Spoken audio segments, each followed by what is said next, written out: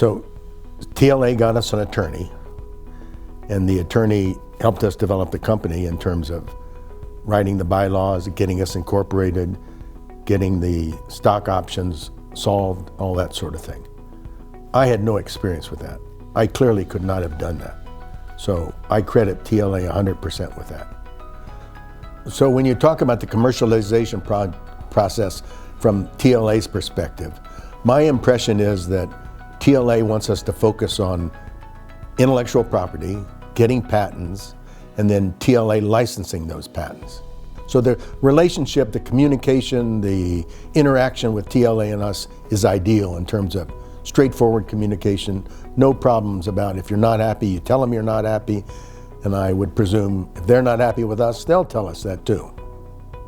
Having said that, when you start a company, the intellectual property and the patents are one thing, but that doesn't solve the problem of getting money. And everybody needs to understand, if they're going to form a company, you need money. Since I had no experience with this to start with, essentially I had no expectations, one way or the other. I will say, as an individual, I've led my whole life by doing what I want to do. So I'm not driven by fear of failure, so to speak. Doesn't really enter into an equation for me. Having said that, and obviously as a successful investigator, I was comfortable with that. What I wasn't comfortable with was raising money.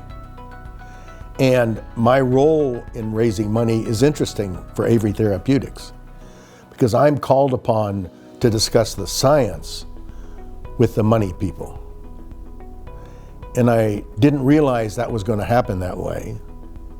And the other thing I didn't realize is, because I've been in this business so long, I have contacts all over the country and the world in terms of scientists who do this kind of research. So the scientists are consultants for investment groups, just like I'm a consultant for Avery. So the scientists, we talk to each other, and that's become a very valuable asset from my perspective to Avery. Since I've become involved in all these issues of intellectual property, it's crystal clear to me that the University of Arizona does a much better job allowing scientists, investigators, faculty, students, anybody that works at the university to commercialize their intellectual property. No question about it. And I would argue that the University of Arizona is better than Harvard and better than Stanford in terms of supporting their faculty.